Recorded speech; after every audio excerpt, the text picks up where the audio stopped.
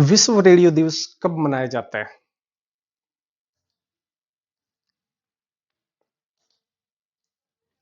11 फरवरी, 12 फरवरी, 13 फरवरी या फिर 14 फरवरी?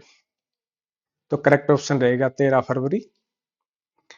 प्रत्येक वर्ष 13 फरवरी को वर्ल्ड रेडियो दिवस मनाया जाता है। इसका उद्देश्य मनोरंजन, सूचना तथा संचार माध्यम के रूप में रेडियो रेडियो के महत्व को रेखांकित करना है। रेडियो मनोरंजन, सूचना तथा संचार का एक महत्वपूर्ण माध्यम है। यह सूचना के माध्यम के रूप में लोगों को सशक्तिकरण का कार्य भी करता है।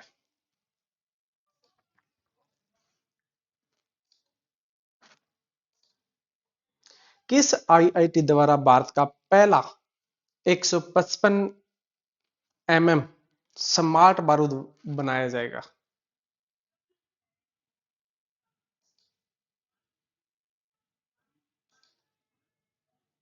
IIT Bombay, IIT Delhi, IIT Madras, IIT Kanpur? तो करेक्ट ऑप्शन रहेगा इसका आईआईटी मद्रास। रक्षा में भारत की आत्मनिर्भरता को आगे बढ़ाने के उद्देश्य से एक रणनीति साझेदारी है। भारतीय प्रौद्योगिक संस्थान मद्रास, आईआईटी मद्रास और म्यूनिस इंडिया लिमिटेड 155 स्मार्ट बारूद गोला बारूद के विकास में अग्रणी कदम रखने जा रही है और इस गोला बारूद को बनाने में एकजुट हुए हैं। यह एक अभूतपूर्व सहयोग रक्षा क्षेत्र की तरफ स्वदेशीकरण को बढ़ावा देना है कि इसमें जो भी इंस्ट्रूमेंट लगे हुए हैं, गोला बारूद है, वो सभी जो है स्वदेशीकरण के नीति के तहत है, यानी पूर्णतः इसको भारत के अंतर्गत ही बनाया गया है, भारतीय चीजें ही इस्तेमाल की गई है।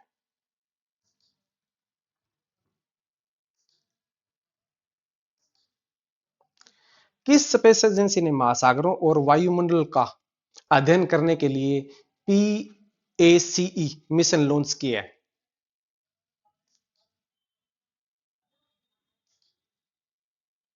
जास्का, नासा, इसरो, स्पेस एक्स? तो करेक्ट ऑप्शन रहेगा इसका, जैसा कि इसमें लोगों में प्रतीत हो रहा है, करेक्ट ऑप्शन बी, नासा। हमारे ग्रह के महासागरों का विशाल विस्तार और पृथ्वी के वायुमंडल का डिजिटल नृत्य जलवायु नित्य जलवायु परिवर्तन को समझने और उससे लड़ने के महत्वपूर्ण रहस्य रखने या उसके बारे में महत्वपूर्ण तथ्य हासिल करना। हाल ही में एक अभूतपूर्व कदम में नासा ने इस रहस्य को उजागर करने के लिए एक महत्वपूर्ण यात्रा शुरू करते हुए प्लैंकटन, एरोसोल, क्लाउड, महासागर पारिस्थितिकी तंत्र PACE मिशन लॉन्च किया है, जिसके अंतर्गत महासागरीय गहराई, घाटी या अन्य ऐसी महासागरीय तलहटी के बारे में महत्वपूर्ण जानकारी, तथ्य और रहस्यों को उजागर कर सके।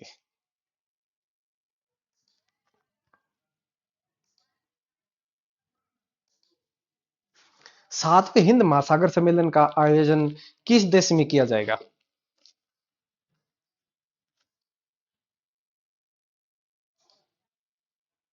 भारत, ऑस्ट्रेलिया, मालदीव या थाईलैंड?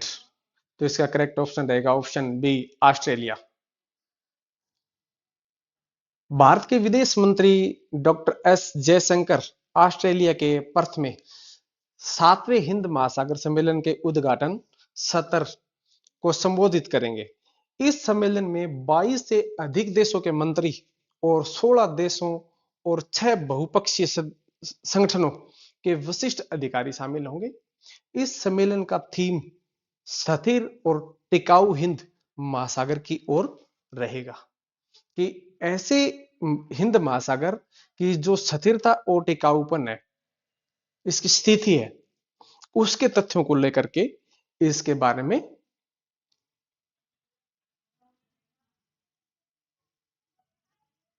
अध्ययन होगा।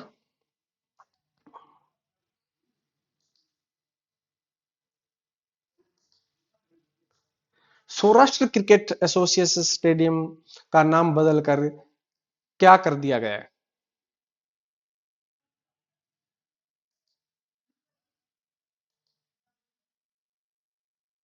निरंजन शाह स्टेडियम, पार्थिव Patel stadium, Kapil Dev stadium, Sachin Tendulkar stadium. तो इसका करेक्ट ऑप्शन रहेगा option A, Niranjan Shah stadium. Saurashtra cricket association SCA stadium का नाम बदलकर निरंजन शाह स्टेडियम रखा जाएगा। यह बदलाव पूर्व प्रथम श्रेणी क्रिकेटर और वरिष्ठ क्रिकेटर प्रशासक निरंजन शाह को श्रद्धांजलि के रूप में आया है, जो खेल और क्षेत्र में उनके महान योगदान को दर्शाता है। नामकरण समारोह एक उल्लेखनीय कार्यक्रम होगा जो खंडेरी में होगा, जहां स्टेडियम एक दशक से अधिक समय से राष्ट्रीय क्रिकेट मैचों का केंद्रीय क्षेत्र रहा है।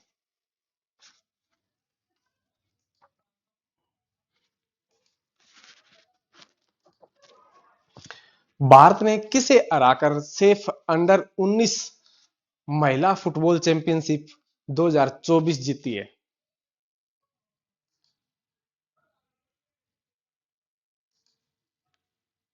बांग्लादेश, नेपाल, श्रीलंका, सिंगापुर। तो इसका करेक्ट ऑप्शन रहेगा बांग्लादेश।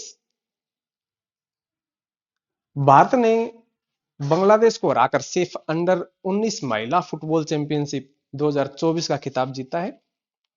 हालांकि मैच के बाद बांग्लादेश की टीम ने विरोध किया और फिर बांग्लादेश के फैन ने भारतीय टीम पर बोतलें और पत्थर फेंके।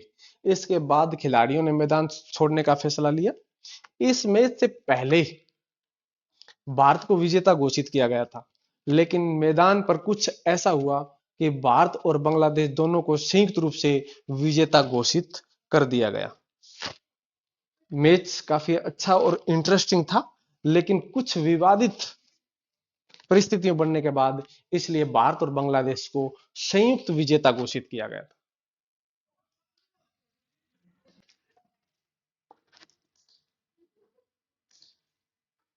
टाटा ट्रस्ट किस शहर में भारत के पहले पशु या स्मॉल एनिमल पशु हॉस्पिटल का उद्घाटन करेगा? हैदराबाद, कोलकाता, मुंबई, चेन्नई। तो इसका करेक्ट ऑप्शन रहेगा option C, Mumbai. Ratan Tata trust ने हाल ही में दक्षिणी मुंबई के महालक्ष्मी क्षेत्र में भारत के पहले एडवांस लघु पशु अस्पताल स्मॉल एनिमल हॉस्पिटल के लॉन्च को लेकर घोषणा की है। प्रोजेक्ट के रूप में मुंबई के लिए उनका पशु अस्पताल अब बनकर तैयार है। 2.2 एकड़ में फैला यह अस्पताल करीब 165 करोड़ रुपए की लागत से तैयार हुआ है। यह हॉस्पिटल मार्च के पहले हफ्ते में काम करना शुरू करेगा।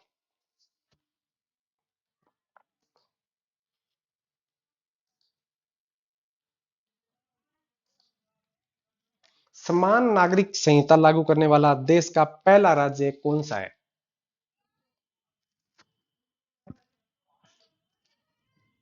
उत्तर प्रदेश, महाराष्ट्र, मध्य प्रदेश, उत्तराखंड। तो करेक्ट डी ऑप्शन है इसका, ऑप्शन डी। उत्तराखंड समान नागरिक संहिता यूसीसी लागू करने वाला देश का पहला राज्य बन गया है। यूसीसी का लक्ष्य सभी नागरिकों के लिए एक समान कानूनों को मानकीकृत करता है, चाहे उसका धर्म कुछ भी हो। उत्तराखंड में समान नागरिक संहिता लागू करने के लिए रिटायर्ड जस्टिस न्यायमूर्ति रंजना पी देसाई के नेतृत्व में एक समिति का गठन किया गया था।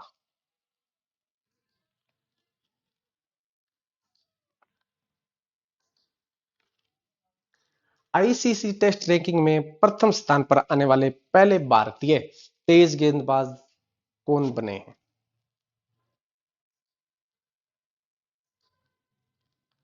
मोहम्मद शमी, भुवनेश्वर कुमार, जसप्रीत बुमराह, मोहम्मद सिराज। तो ऑप्शन करेक्ट रहेगा इसका ऑप्शन सी, जसप्रीत बुमराह।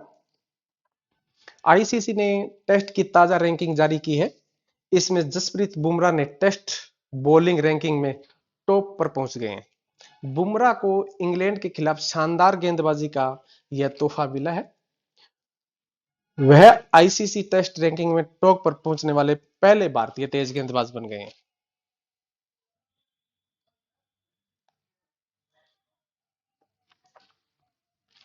किस राज्य सरकार ने 6 से 12th क्लास तक के पाठ्यक्रम में श्रीमद् भागवत गीता के लेसन को या श्रीमद् भागवत को पाठ्यक्रम में शामिल करने का प्रस्ताव किया है?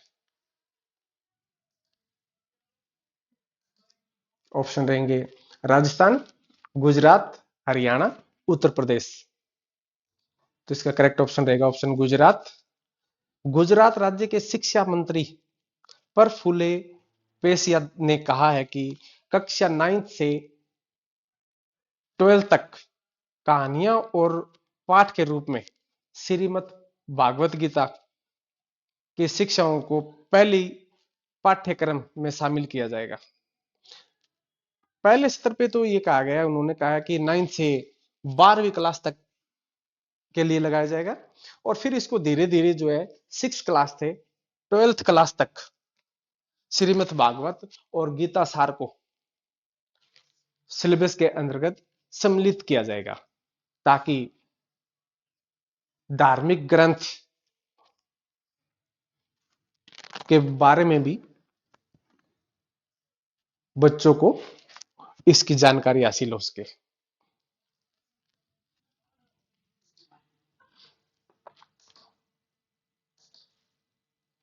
किस राज्य के मुख्यमंत्री ने नशे के खिलाफ दामी अभियान शुरू किया है?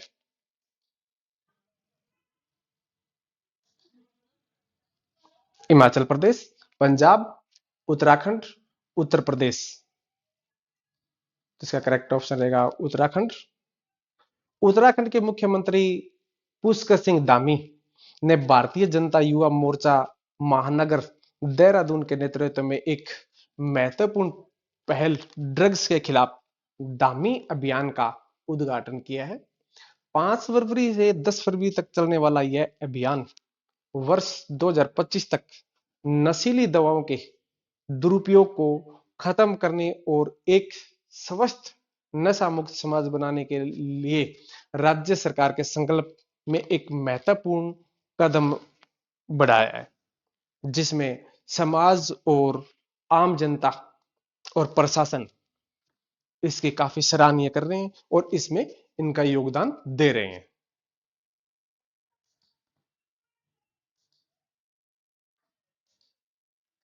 किस शहर 5 दिवसीय विश्व रक्षा शो 2024 का आयोजन किया गया है?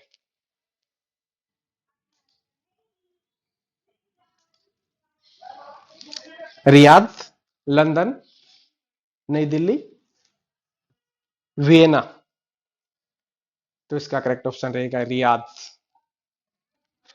वर्ल्ड डिफेंस शो वर्ष 2024 4 फरवरी 2024 को शुरू हुआ था। यह 8 फरवरी 2024 को समाप्त हुआ है। इस शो के लिए रक्षा राज्य मंत्री श्री अजय भट्ट ने भारतीय प्रतिनिधि मंडल के प्रमुख के रूप में रियाद का दौरा किया। वर्ल्ड डिफेंस शो वर्ष 2024 में इन 3 असाधारण महिलाओं अधिकारियों की भागीदारी ने रक्षा परिदृश्य में भारतीय महिलाओं की बढ़ती भूमिका के परिणाम के रूप में काफी महत्वपूर्ण भूमिका निभाई है। और इस प्रोग्राम से यह भी सिद्ध होता है कि आगे महिलाओं को पुरुषों के साथ कंधे से कंधा मिलाकर चलने की एक जो नारा दिया गया था वो सिद्ध साबित होता हुआ दिख रहा है। और महिलाएं भी किसी से कम नहीं है, महिलाओं को भी आज बढ़ चढ़ करके हिस्सा दिया जा रहा है और काफी महत्वपूर्ण जिम्मेवारियों को भी निभा रही हैं।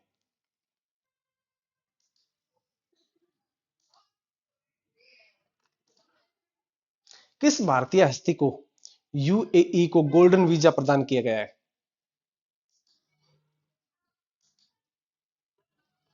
मनोज वाजपेयी, पंकज त्रिपाठी, आनंद कुमार, प्रशांत किशोर। तो इसका करेक्ट ऑप्शन रहेगा सी, आनंद कुमार।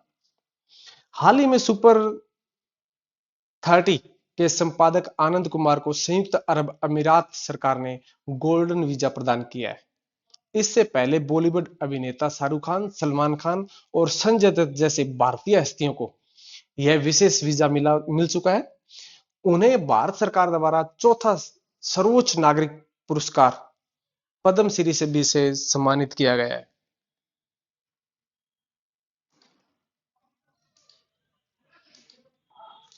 किस देश ने भारतीय नागरिकों के लिए वीजा मुक्त यात्रा की घोषणा की है?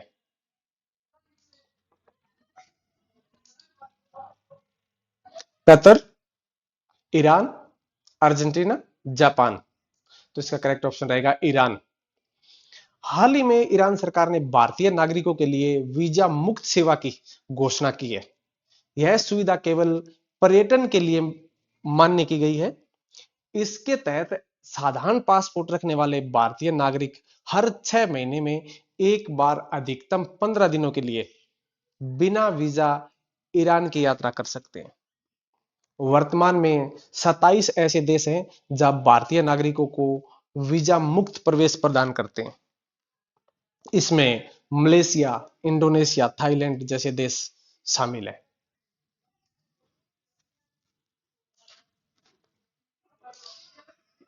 नई दिल्ली के राष्ट्रीय बाल भवन में 2 दिवसीय उल्लास मेले का उद्घाटन किसने किया?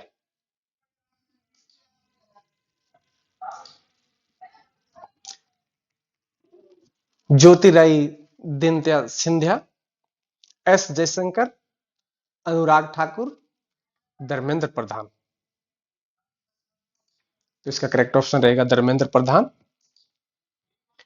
केंद्रीय शिक्षा मंत्री धर्मेंद्र प्रधान ने दिल्ली के राष्ट्रीय बाल भवन में 2 दिवसीय उल्लास मेला का उद्घाटन किया है। स्कूली शिक्षा और साक्षरता विभाग, शिक्षा मंत्रालय इस कार्यक्रम का आयोजन किया जा रहा है। इस आयोजन में विभिन्न राज्य और केंद्र शासित प्रदेशों के 700 प्रतिभागियों के साथ साथ शिक्षा मंत्रालय और विभिन्न संगठनों के 100 से अधिक लोग भाग ले रहे हैं।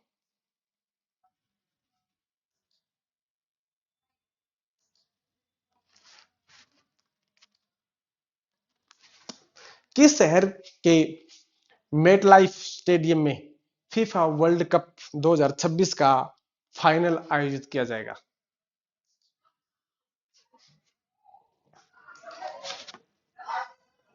टोक्यो, नई दिल्ली, न्यूयॉर्क, मॉस्को। तो इसका करेक्ट ऑप्शन रहेगा न्यूयॉर्क। संयुक्त राज्य अमेरिका, कनाडा और मेक्सिको इसकी सह मेजबानी कर रहे हैं।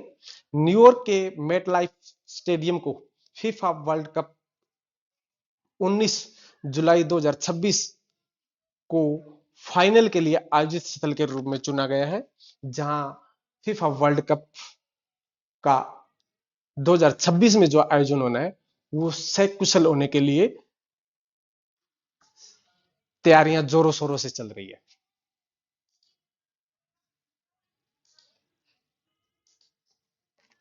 देश के पहले डिजिटल राष्ट्रीय पुरालेख संग्रहालय की आधारशिला कहां रखी गई है?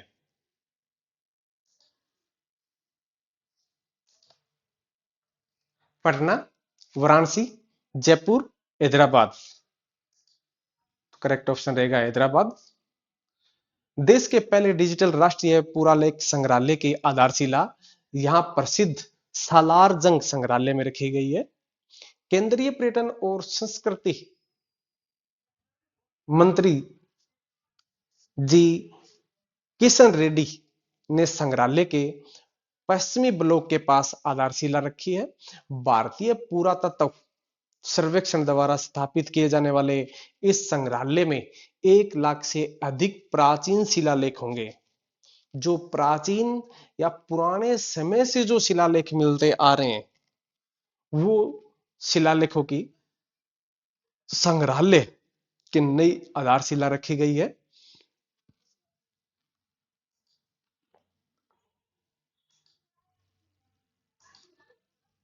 भारतीय वायुसेना द्वारा एक्सरसाइज वायु शक्ति 24 का आयोजन कहां किया?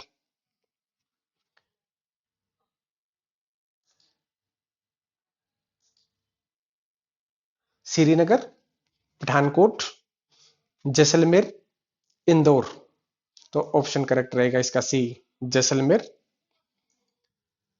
भारतीय वायुसेना 17 फरवरी 2024 को जैसलमेर के पास Pokhran air to ground range में एक्सरसाइज वायु शक्ति 24 का आयोजन किया गया है।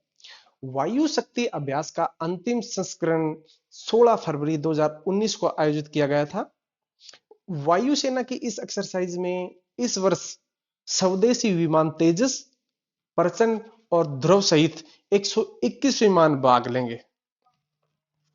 और ये एक बात और बता दें, जो जैसलमेर के पास पोखरण जो है, यही भारत का परमाणु परीक्षण भी किया गया था। परमाणु परीक्षण जो था, आज भी वहां उसके तथ्य या प्रमाण मिल जाते हैं पोखरण के अंतर्गत।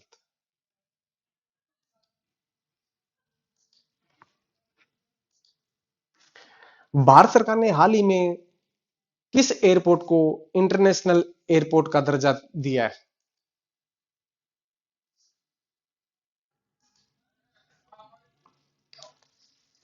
बिरसा मुंडा हवाई अड्डा, डिब्रूगढ़ हवाई अड्डा, सूरत हवाई अड्डा, जोरहाट हवाई अड्डा। करेक्ट ऑप्शन रहेगा सूरत हवाई अड्डा। और केंद्र सरकार ने बड़ा फैसला लेते हुए गुजरात के सूरत हवाई अड्डे को अंतरराष्ट्रीय हवाई अड्डा घोषित कर दिया गया है। नागरिक उड्डयन मंत्रालय ने अधिसूचना जारी करते हुए इस बात की जानकारी दी है। सरकार के इस फैसले से सूरत के उद्योगपति और एरा व्यापारियों को काफी फायदा हुआ है और देखने में काफी भव्य और सुंदर एयरपोर्ट जो है वो बनकर के बिल्कुल तैयार है, जो अब सूरत के से इंटरनेशनल या अंतरराष्ट्रीय हवाई अड्डा बन के तैयार हो चुका है, जिसमें हम विदेशों की भी फ्लाइटें मिल सकती है और विदेशों से आयात निर्यात इंपोर्ट एक्सपोर्ट करने में इन उद्योगपतियों और एरा व्यापारियों को काफी अच्छा फायदा होने की संभावना रहती है।